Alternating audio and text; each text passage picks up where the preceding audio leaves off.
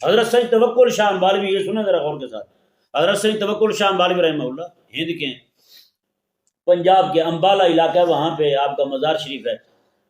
آپ رحمہ اللہ جو ہے نا اچھے اچھے کھانے بنا کے لوگوں کو کھلاتے تھے۔ ایک رات خواب میں حضور تشریف لائے، آقا علیہ السلام نے ارشاد فرمایا کہ اوے توکل، تو لوگوں کی دعوت کرتا ہے، میری دعوت نہیں کرتا، میری دعوت نہیں کرتا تم۔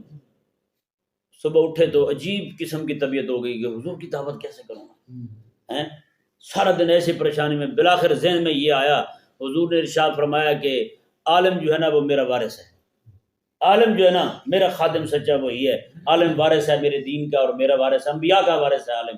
تو فرماتے ہیں جیسے یہ بات ذہن میں آئی تو میں نے پھر اپنے علاقے کے سارے علماء کو جمع کیا، قسم و قسم کے کھانے بنائے، ان کے سامنے رکھے۔ جب انہوں نے کھانا کھا لیا، جاتے ہوئے ان کو پھر تحفے اور نذرانے بھی دیے، ساتھ پیسے بھی ان کو پیش کیے۔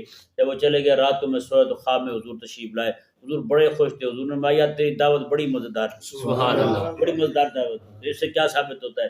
جو بندہ ڈائریکٹ بلا واسطہ حضور کی خدمت کرنا چاہتا ہے نا، وہ حضور کے دین کے علماء کی، حضور کے دین پڑھنے والے طالب علموں کی۔ اس لیے تو علماء فرماتے ہیں یہ طالب علم جو ہے نا یہ حضور کے دین کے، حضور کے مہمان ہیں، مہمان رسول ہے، رسول اللہ کے مہمان ہیں یہ طالب علم۔